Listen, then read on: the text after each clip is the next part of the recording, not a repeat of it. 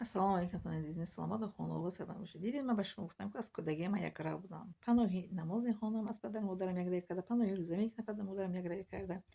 انا یک سوال داده است که شکرانه گفتن یک تماشابین که چرا آدمی حق گوره کشتنی میشه. من از کودکی هم حق گوی یک راه چی بودم. از کودکی هم در راه حق بودم. نماز پناهی میخوانم، روزه پناهی میگرفتم. از کودکی هم حق بودم. تصور میکنید شما که آدمی حق بودم و من البته که نیمه هیچ کس مانع نیستم که پیغمبر گفتگی که پشت هر یک محمدی یک ابوجهلی است. پس که من در راه حقی باشم در پشت من یک آدمی هست که دوی میخواد که مرا یکی کنه، یکی الله تعالی مرا حس میکنه.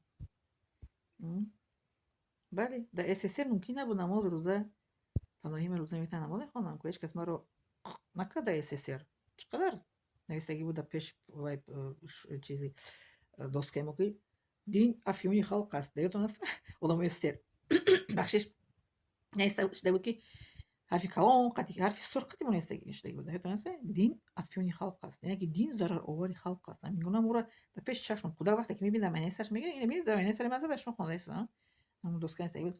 لیکن دین نگفتم دین ضرر آوری خلق است، نه که ما در دلم دین داشتم که در دلم پناهی روزه میگفتم، پناهی نماز میخوندم، پناهی از خدا میترسیدم. من کو پیغمبر صلی الله علیه و باشی در کجا که نباشی از خود بدون که خدا تو خدا رو میبینی. اگر که نه پس بدون که خدا تو رو میبینی. من در کجا که بودم فکر میکنم خدا ما رو میبینم، از خدا میترسم. پس تصور میکنه که تماشابین محترم شکرانه نیست دیگه که چرا آدمی که راست باشد در فکر کشتنش میشن. من نمیگم انسان هستم، من انسان هستم که یگان رفتاری من در پیغمبرمون اونان هست. ممکن یگان رفتاری من ممکن در حضرت یوسف علیه السلام اونان است که در چوخ پرتافتن کشتنش نبود، در چوخ پرتافتن شد. یگان رفتاری من در همونا مانند است که مرا همین گونه میخواهم کنن یا که خیلی کنن. بله نسبت زبان عربی حواسکی نکنین. من گفتم که در 8 ترجمه بودم در حواسکی کردن. زبان عربی عموما حواسکی نیست. مدیر همتی من که اشتر اومده پشت نال کرده به قرب خامده که پوی مرا نال کنین. پوی قرب قرن کرده نمیشه کو. میدونن گپ چه معنی این است که آدمایی که مهارت دارن غیرت دارن مثل من میرن میخونن میبینن این اشتر است نال کرده. قرب قرن با هم روی بودن چه قرب قرن هم دو پیش از من بودن رفتن سودان و بعدی من پرتفتن آمدن کدیم کورس تیم کورس چهارم کورس پرسن آمدن دیپلم گرفتن آمدن. لیکن من اشترمونا پامو نال کردم خوندم اومدم. برای شما حواسکی نگویید که ما میخوایم زبان عربی یاد بگیریم و در عربی نشون نمیدین کورس کشوین کانال کشوین. من اگر 100 تا کانال کشم کو 100 تا کانال کشوندم اینجا یگان کس شما عربی یاد نمیگیرین. میدونم برای چی؟ برای حواسکی شما حواسکی. من گفتی کلا بگو دانگل در آدم گپ میزنم مثل شما. ما چقدر آدم رو در خارج دیدیم حواسکی یاد بگیریم عربی را که آدمو تعریف کنن که من عربی گپ زدم میتونم. عربی خیلی نیست برای حواسکی نیست. عربی را خودتین در روی اینترنت چه زبانی عربی شنید خونه کورس عربی هسته.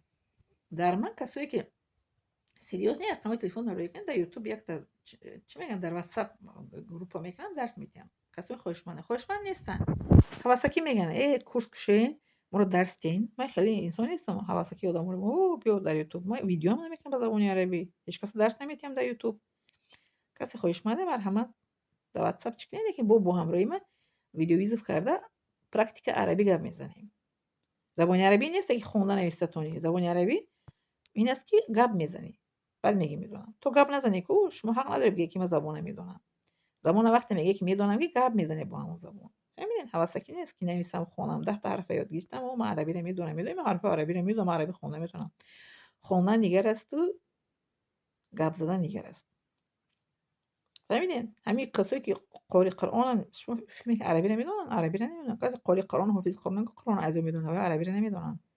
اینا ما عربی دونم ما قرآن از نمیدونم همش. ما قرآن 10 بار از میدونم. عربی دون زبان دیگه کسه. زبان عربی دون قرآن از نمیدونن. قرآن از میدونستگی عربی رو نمیدونن. فهمیدین من میگم چه؟ لیکن کسی که زبان عربی رو میدوند که مثل من قرآن رو میفهمد. من قرآن رو میفهمم برای که زبان عربی رو میدونم. من قرآن رو میفهمم. زبان عربی ادبی من یاد گرفتگیم. کسی زبان عربی ادبی رو میدونه قرآن رو میفهمد. برای که کشور عربی هر یک کشور با چیزی شیوه خودش دارد. لهجه شیوه خودش دارد. لیکن ما خارجی ها رو این استانسوره زبان عربی ادبی رو آموزندگی ما زبان عربی ادبی که میدونم من قرآن رو میفهمم. نه که قاری قرآن حافظ قرآن عربی نمیدوند قرآن رو نمیفهمد. میخواند که نمیفهمد قرآن. فهمیدین؟ برای گفتن به شما بار دیگر که زبان آموزی هوسکی نیست. میگم که با حل گفتن دانش نمیشود. شما را اگر 1001 تمام ویدیو بفرستم با زبان عربی، شما غیرت مهارت ندارید یاد نمیگیرید. هوسکیه. می نویسین رقم تلفن کنی، رقم تلفنتون کنی میدان از زدیرش کنی شیر باشه شیر اینا رو کلا بیو کنی، رقم تلفن کنی مونین کو واتساپ کنی گروپ کنی درس میکنی. نه هوسکی همتون گپ میزنین. من در یادمو گپ میزنم. بله می ندارم شما